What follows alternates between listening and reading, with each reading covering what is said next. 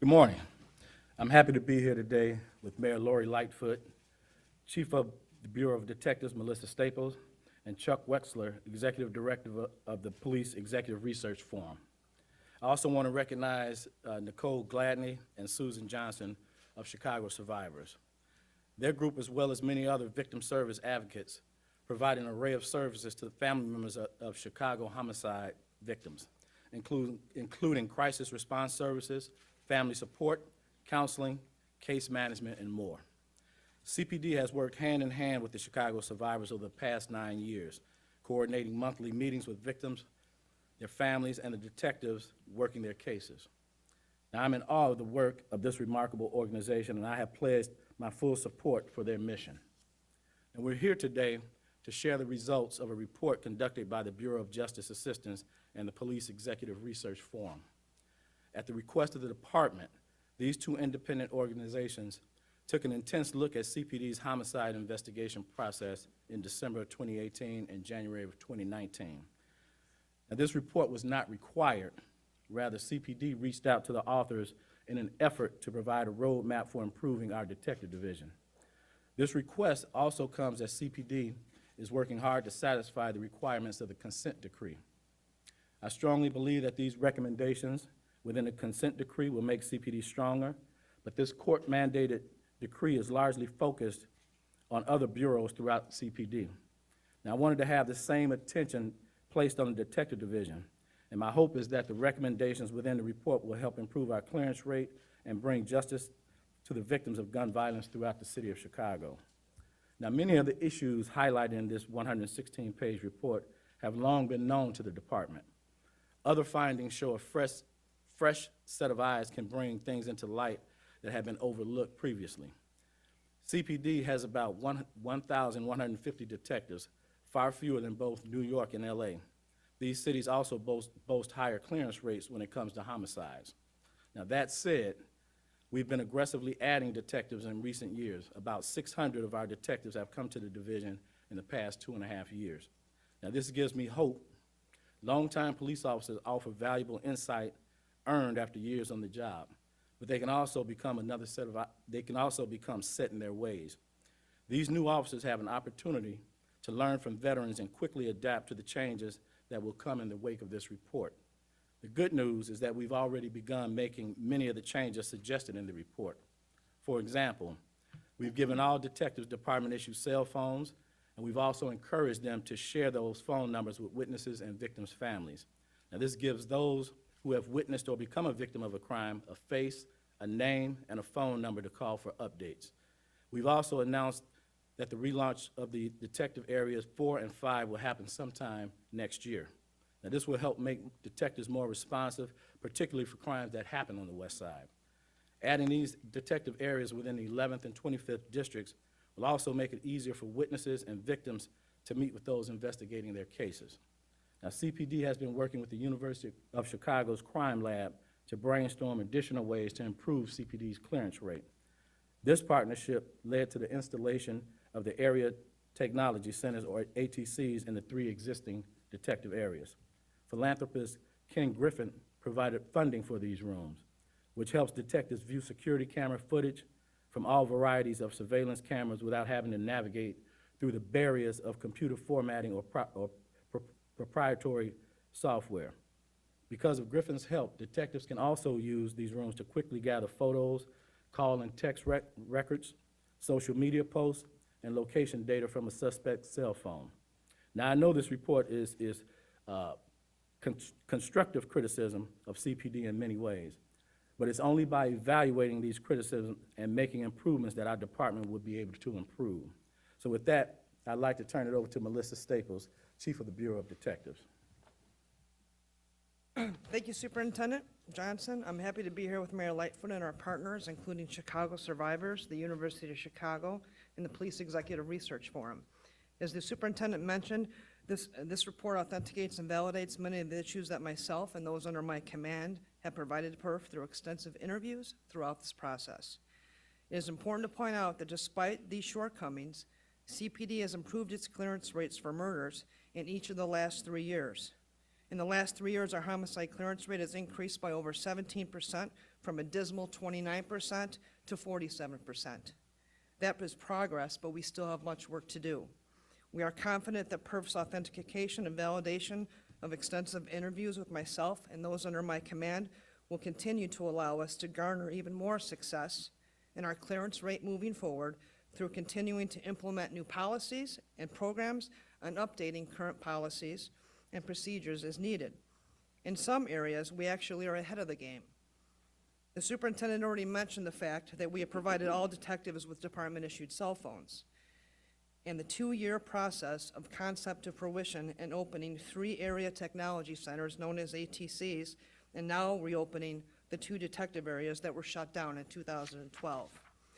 In the last 3 years, we have promoted nearly 600 detectives. With our increase in staffing last year, we reinstated our detective team at the Cook County Jail, and earlier this month, we completed updates to our department homicide investigation guidelines, which includes new investigative tools as a result of technological advances over the last several years. Nearly 2 years ago, we also launched a partnership with the University of Chicago's Crime Lab, who have been an invaluable partner to the Bureau of Detectives in assisting us with analysis and funding through grants to bring projects such as the area tech centers to fruition, and who continue to assist us in other projects such as manpower analysis and best practices. It has become increasingly difficult to recruit detectives to investigate homicides. As the report states, these cases require a considerable amount of time, effort, attention to detail, and not every detective is cut out to fulfill such a vital and important role. Homicide detectives open themselves up to scrutiny as others detectives are also opened up to scrutiny as defense attorneys question all of their actions as well as their credibility.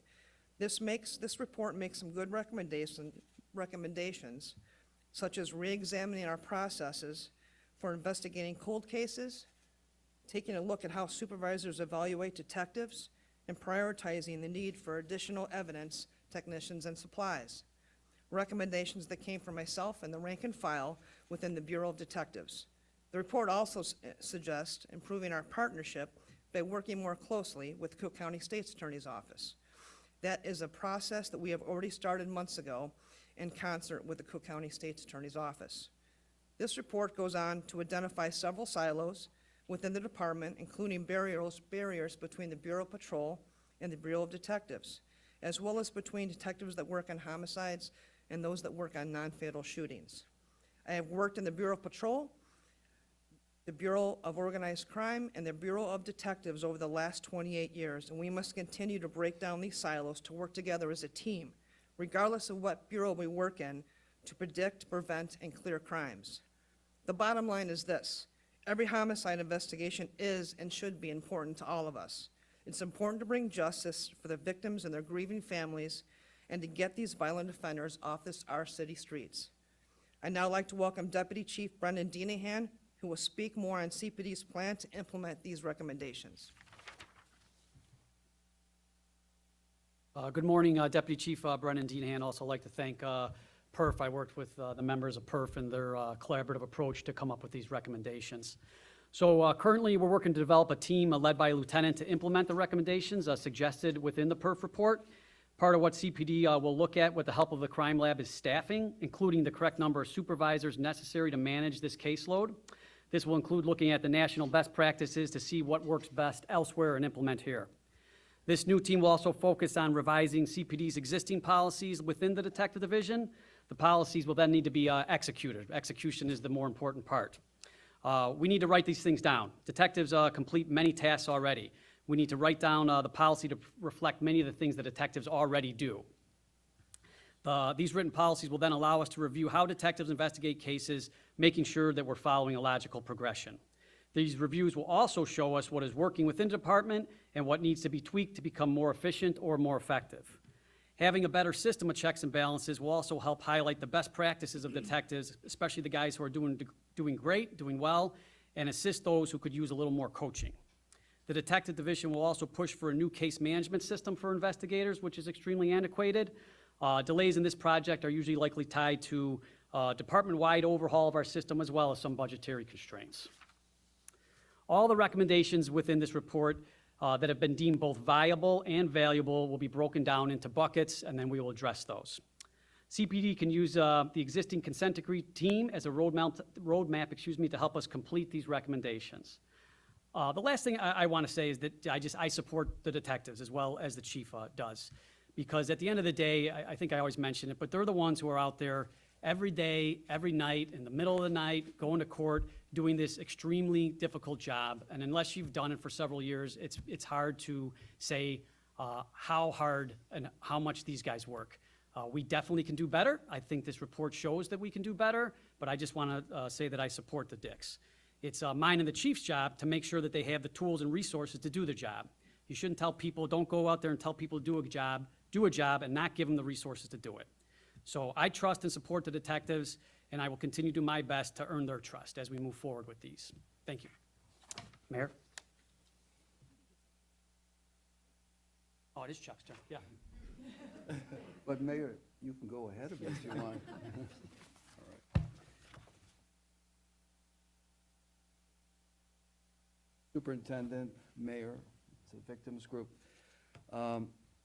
First of all, this is a Justice Department initiative, Bureau of Justice Assistance, and we were working for them. But I want to say one thing about the genesis of this report.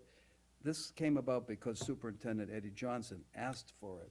He wanted to know what they were doing right, what they could do better. So this wouldn't have happened without your cooperation.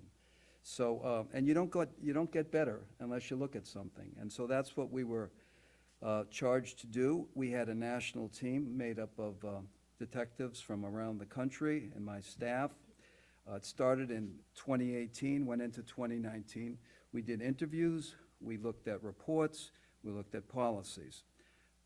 We compared what Chicago was doing to best practices. So here's some of the findings, and they have been discussed already, but number one was there should be a designated homicide unit. It's not as though detectives in Chicago don't work homicides, but there should be a designated homicide unit in each of the bureaus. One of the problems that happened about 7 years ago is when you went from 5 areas to 3 areas.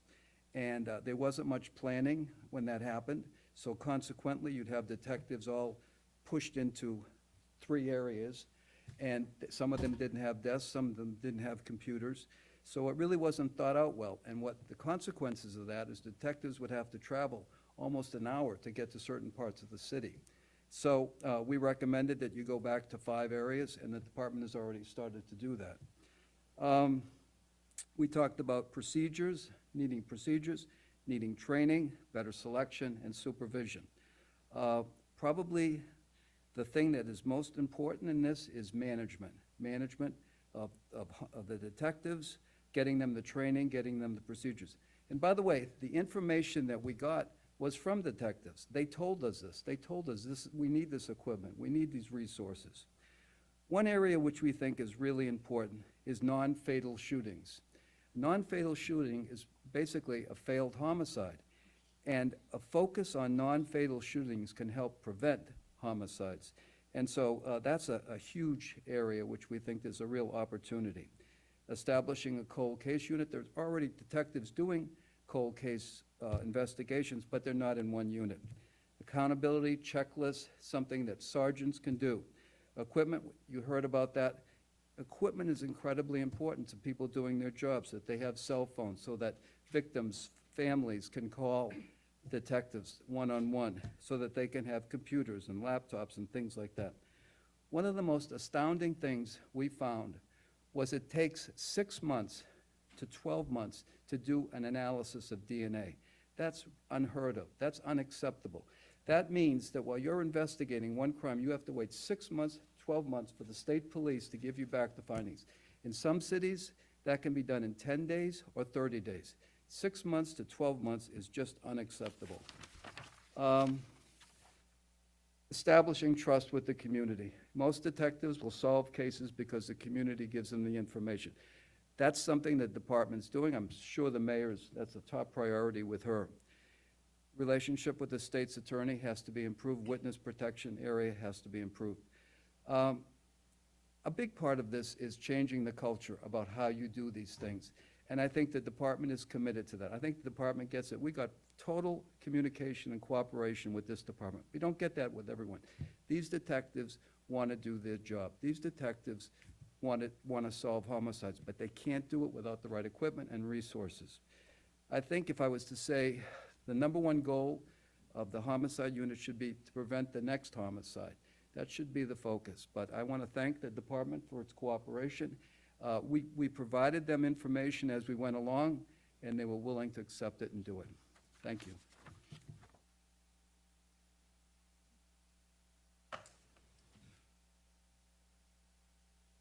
Good morning, everyone. Let me start by acknowledging CPD's Bureau of Detectives leadership that are here, Chief Staples and Deputy Chief Dinahan, Nicole Gladney of Chicago Survivors. It's a group that I have a lot of knowledge and experience with, and I'm incredibly supportive of the work that they do, which is really vital to providing a lifeline for victims of violent crime and particularly gun violence. I also want to acknowledge many other victim service advocates that are in the community helping to address the trauma victims and families impacted by gun violence face every single day.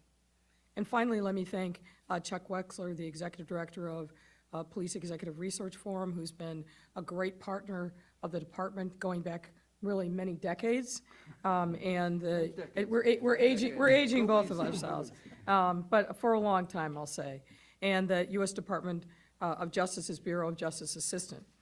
I'm thankful to them for taking on this project and conducting a comprehensive assessment and producing this report with very specific recommendations. And as all have acknowledged, we're here this day announcing this report because of the leadership of the superintendent and Chief Staples by asking for these outside resources and assessment to give us a roadmap for how we can do better and make sure that we set our detectives up for success. Now, there's no sugarcoating this.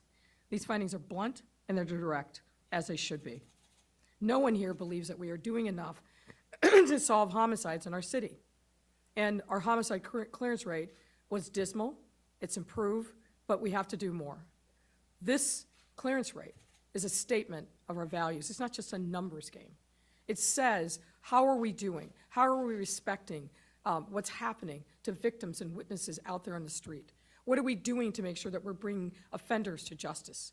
This rate matters a lot, and we have to do far, far better, because it's an important barometer of where we are as a city and giving justice to those who deserve to make sure that their lives, their loved ones' lives, get their day in court and that justice is served. And the Detective Bureau obviously plays a critically important role. So it's one that I look at very closely, and it's one that I will continue to make sure that I monitor so that we are doing everything that we can to improve that number. It doesn't make sense that we are at 46% when our peer cities are in the 70s. We've got a way to go. Individuals who have experienced a violent crime and endure the immense trauma that follows deserve answers. Families who have lost a loved one to the scourge of gun violence deserve answers. And as a city, we owe them answers, nothing less. On my first day in office, I promised to develop a new proactive strategy in partnership with the communities hardest hit by gun violence, a partnership where all stakeholders would be committed to ending the epidemic of gun violence that tears families apart, shatters communities, and prevents children from living free from fear of violence. I want a city where our young children don't grow up with fear as their constant companion. These findings demonstrate what the Chicago Police Department, but also what the city must do to live up to that promise and increase the homicide clearance rate. As Superintendent Johnson has noted and explained, thanks to the partnership between CPD and the University of Chicago Crime Lab, some of whom are here in the room, we announced in August that area tech centers, or ATCs, are now located in Area Central, Area North, and Area South, and we will put them into the new detective areas that are coming online. But we didn't stop there.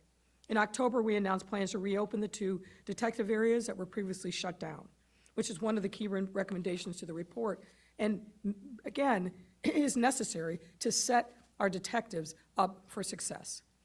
This report is proof that we need to put more detectives out into the districts, allowing them to establish more of a connection with beat officers, victims and their families, and the community at large, and we will do just that.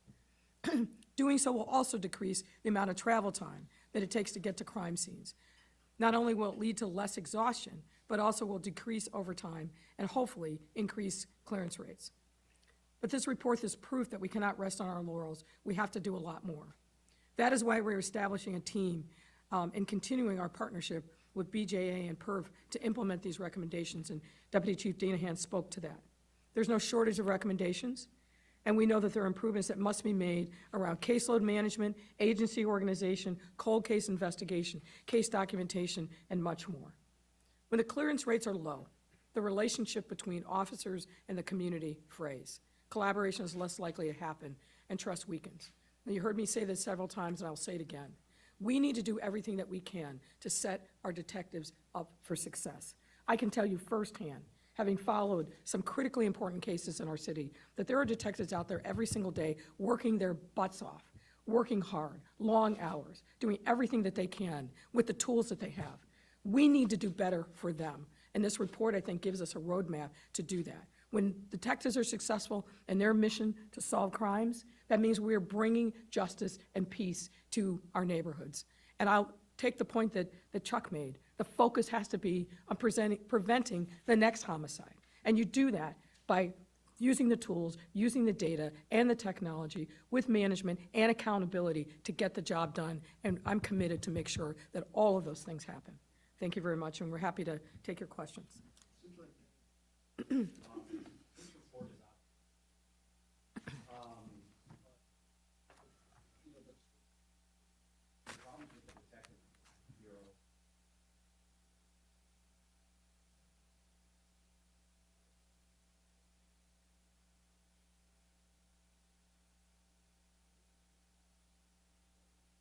Well, you know what, Jeremy, I'll tell you this.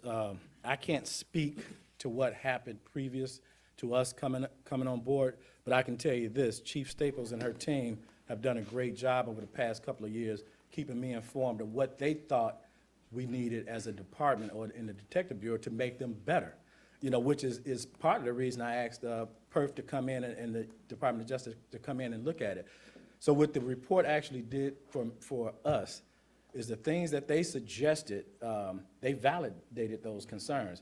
But in terms of why this has happened, because you're absolutely right, this didn't happen overnight. This has been years in the making, but now we can't worry about that. What we have to worry about now is fixing it and making us better.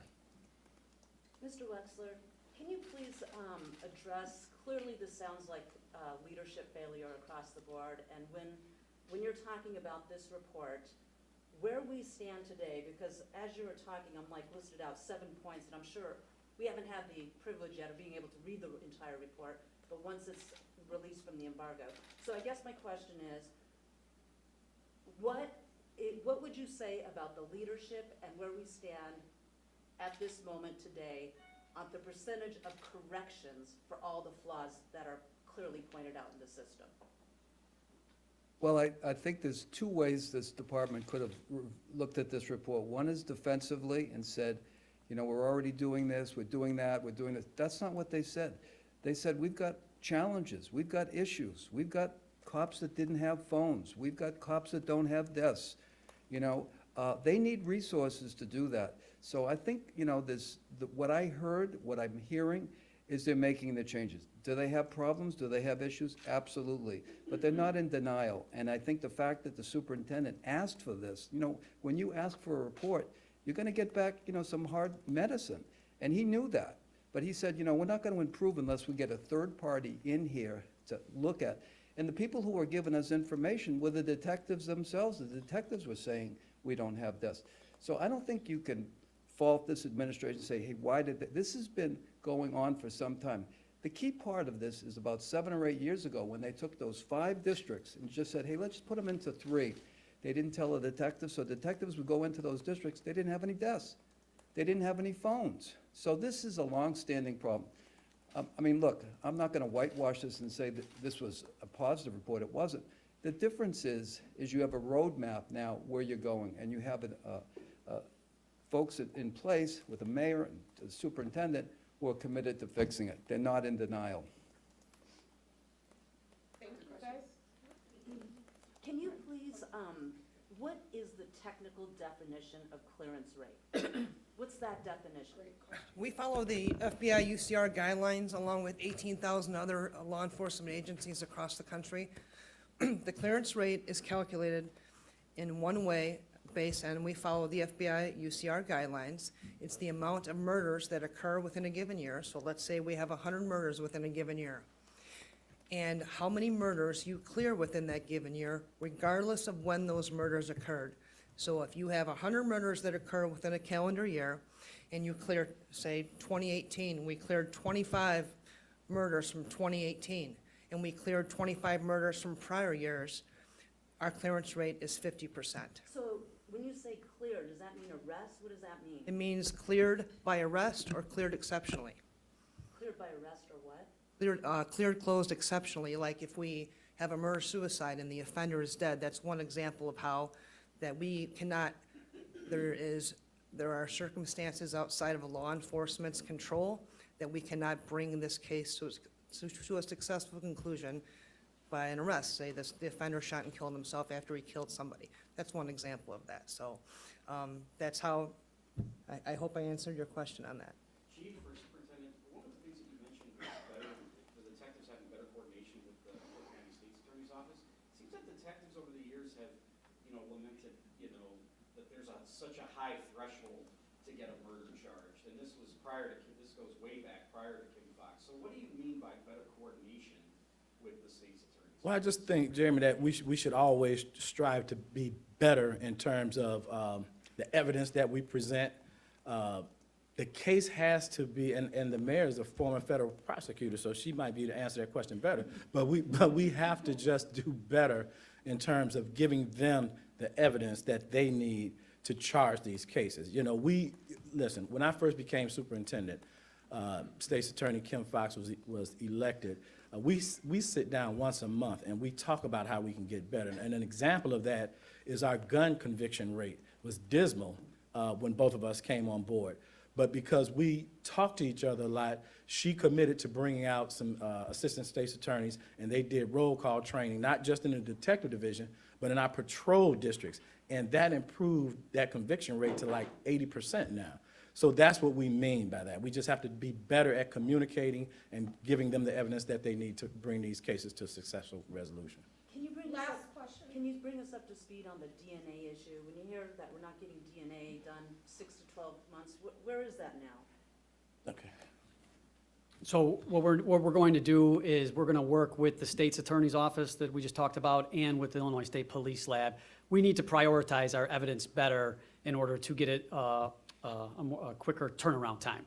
So that's where it's at. It's us meeting with the lab and it's us meeting with the state's attorney's office. So for example, when you have a case where maybe you know who the suspect is and you need to get that evidence worked up, it's us coordinating. The lab has so much evidence that they have to work up. So it's us all working together to prioritize it, to say, I need this worked up now because I can bring this specific case to a conclusion. It seems like that would be done now, though. I mean, isn't that happening already? We have, yes, there's something in place that, where we have a system in place where if someone's in custody, we have a priority where they work up that evidence to bring it to conclusion. We need to do better. We need to tighten it up. So for example, if the guy's not in custody, maybe I need the evidence work up to bring him into custody. So there's a lot of different layers to it. Excuse me? But is tightening it up the solution? It sounds like this is such 6 to I can't 12 speak months. for the Illinois State Lab, okay? So I can't speak for them, but I know that they have had a hiring process. I know that they know the issues. I know that they're looking at rapid DNA, but I'm not pointing the finger to them, but I will defer to them to answer. But I think they've had a hiring process where they're hiring more scientists, and they're also trying to address those issues to help us. Thank you, guys. Deputy Chief, is there anything that CPD can do to circumvent the state police, with testing DNA and all that? Haven't there been efforts made in the past, regarding that? No, you can't circumvent evidence. No, they're the ones who test it, and they're the ones who have to testify in court with the scientist. Other places like Houston have opened up their own lab, which is hundreds of millions of dollars. But if you look at the Houston lab, and you can go online, you can see their turnaround times as well. So this is not it is an issue some cities do better than others, but this is not just an issue for Chicago. But we need to work on the problem and come up with a resolution. Thanks, guys. Thank you, guys.